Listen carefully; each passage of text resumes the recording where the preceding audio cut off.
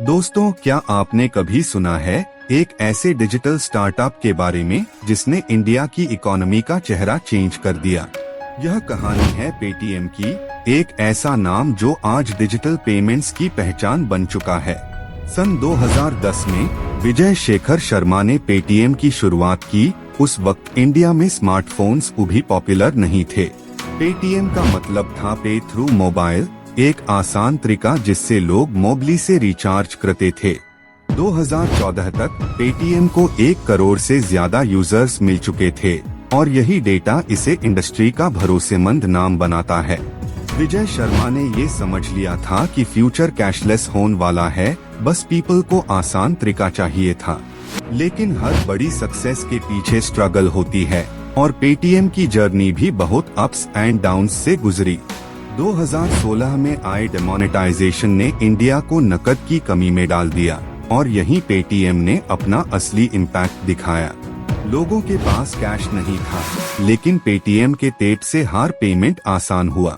विजय शर्मा उस समय लिटरली हर जगह पेटीएम का मैसेज लेकर गए, पेटीएम करो।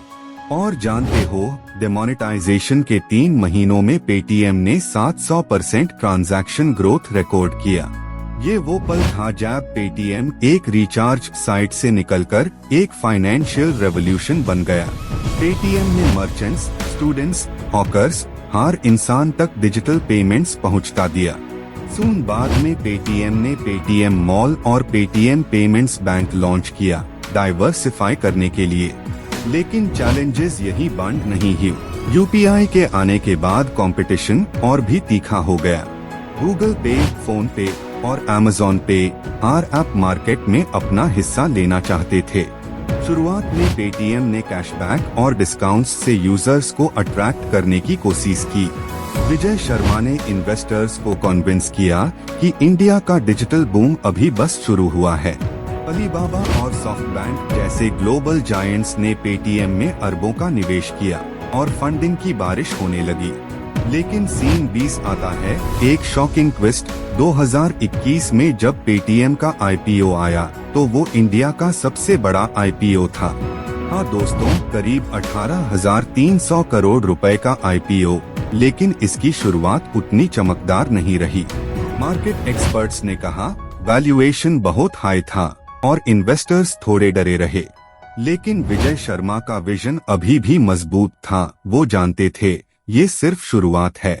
उन्होंने कहा, हम पेमेंट्स से ज्यादा फाइनेंशियल एम्पावरमेंट बनाना चाहते हैं। पेटीएम ने insurance, mutual funds, gold trading तक अपनी सर्विसेज विस्तार किया। और जानते हो, आज पेटीएम के पास 30 करोड़ से ज्यादा एक्टिव यूजर्स हैं। ये मैड ग्रोथ है।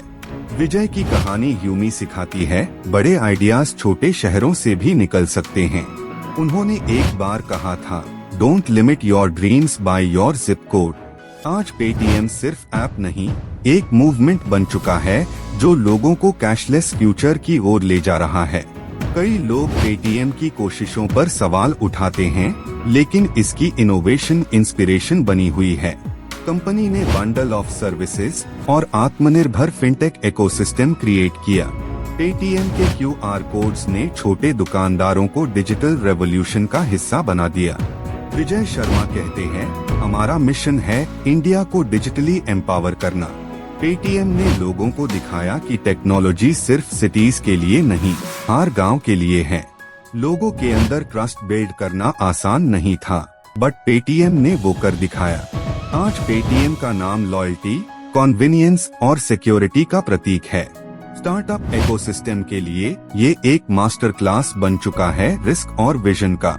लेकिन सक्सेस के बाद भी चैलेंजेस कभी खत्म नहीं हुए। रेगुलेटरी हर्डल्स और इन्वेस्टर्स प्रेशर बांट गए। फिर भी पेटीएम के अंदर रेजिलियंस है जो हर चुनौती को नए मौके में बदल देता है।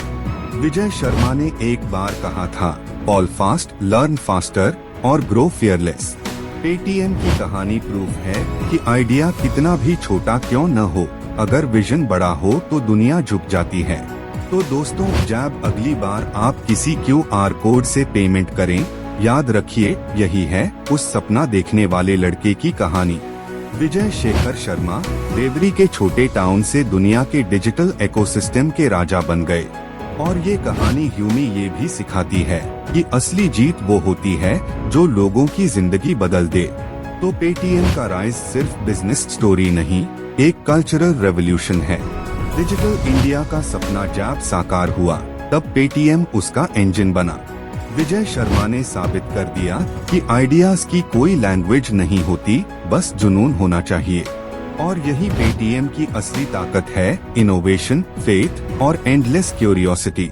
कहानी यहीं खत्म नहीं होती, क्योंकि डिजिटल रेवोल्यूशन अभी जारी है। दोस्तों, अगर आपको लगता है एक आइडिया दुनिया बदल सकता है, तो इस वीडियो को शेयर जरूर करें।